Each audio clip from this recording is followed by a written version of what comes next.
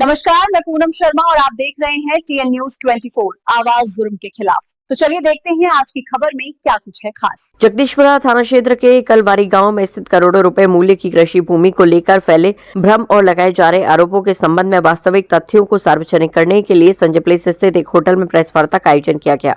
Press वार्ता में शरद चंद बंसल ने बताया कि मौजा कलवारी तहसील व जिला आगरा स्थित खसरा संख्या 60 एवं 61 की कुल 1.0190 हेक्टेयर भूमि उनकी माता स्वर्गीय सरला रानी बंसल के स्वामित्व में थी। उन्होंने अपने जीवन काल में दिनांक 30 मार्च 2012 को विधिवत वसीयत के माध्यम से उक्त भूमि अपने इकलौते पुत्र शरद चंद बंसल के नाम कर दी थी।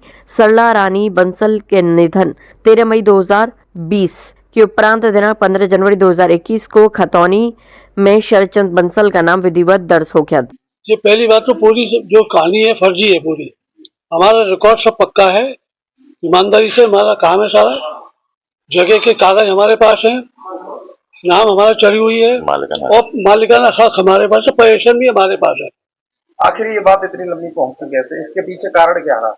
उसका कारण ये है कि वो चाहता है कि जितने पैसे उसने बहन को दिए हमारे, उतने पैसों में मुझसे हड़प ले। वो पैसे डाल के उनके हक में बैनामा किसने किया? किसने? मिलन बंसल ने, हमारी बहन ने, फर्जी तरीके से, जबकि उनका नाम नहीं था तहसील में रिकॉर्ड में। फिर क्या हुआ? हमने उसको पता करा, हमने FIR कराई। आपने FIR कब कराई थी? हमने कराई है 2023 में। अभी वो मौजूदा हालातों में जमीन किसके नाम? मेरे नाम, शरद चंद बंसल के नाम।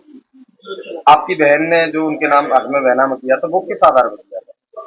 वैसे ही जबरदस्ती कराया गया था उनकी बहन से, और उसकी जांच। ये जो जगह थी मेरी माताजी के नाम थी। मेरी माताजी ने मेरे नाम वसीयत करके रखी हुई थी। उनके ध्यान के पश्चात वो वसीयत मेरे पास मिली मुझे, और उसके आधार पे हमारे पास ये मालिक बने उसके हम। इस बीच में हमारी छोटी बहन को बरगला के गौतम ने एग्रीमेंट करे 1/3 के पहले, फिर आधी जमीन की रजिस्ट्री कर ली फर्जी तरीके से, बिना खतौनी के नाम पे, जिसकी हमने शिकायत करी DM को, कमिश्नर पुलिस, सब जगह हमने शिकायत करी। और इन्होंने जो भी कागज वहां सबमिट किए कोर्ट में, वो डिसमिस हो गए जांच में सब फर्जी पाए गए। कुछ नहीं है, ये कसमान गौतम और शशिकांत गौतम अब से नहीं, पिछले कई वर्षों से यही भूमाफिया आए करते चले आए हैं। इनका काम ये है कि किसी को फंसा लो और जमीन उनके औने पौने में ले लें। जैसे शरद जी की बहन से लिखवा लिया, जब इनकी जानकारी में आई तो DM थे PN सिंह, उनके यहाँ एक कंप्लेंट डाली गई, इस तरीके से फर्जी कराया गया। DM ने अपने स्तर से 2 अधिकारियों से जांच कराने का एक आदेश किया है। उसमें उन्होंने साफ लिखा है ये भूमाफिया है, इस तरीके न इनकी बहन को अधिकार है करने का, न किसी और को है। उसके पश्चात इन्होंने इनकी बहन से 1/3 के एग्रीमेंट कराने के बाद 1/2 के बेनामे करा दिए।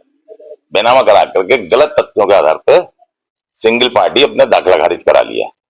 जब उसकी जानकारी हुई तो गोस्वामी DM थे जो उनको कंप्लेंट की गई, उन्होंने नायब तहसीलदार अकोला को बुलाया और जजमेंट में बाकायदा लिखा है कि फर्जी बेनामों के द्वारा इन्होंने दाखिला खारिज कराया, जो कि निरस्त किया जाता है। उसके पश्चात जब ये बातचीत सब हो गई, तब शरद जी को अपनी जमीन बेचने का सिर्फ इकरारनामा, एक रजिस्टर्ड इकरारनामा मुकेश जी के नाम और धीरज दीक्षित जी के नाम किया गया। उस इकरारनामे के बिहाफ पे ये एक फर्जी 156(3) ले आए, जबकि 2022 में भी 156(3) करी थी इन्होंने। तो कोर्ट ने सिविल का मैटर कहते हुए उसे कैंसिल कर दिया था,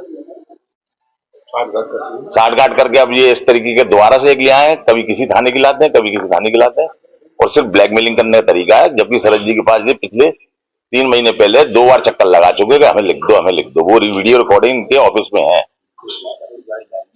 और इनके खिलाफ अरेस्ट वारंट जारी है, जिसका स्टे लेके बैठे हुए हैं। इसी मामले में आपने मुकदमा दर्ज कराया था? इसी सेम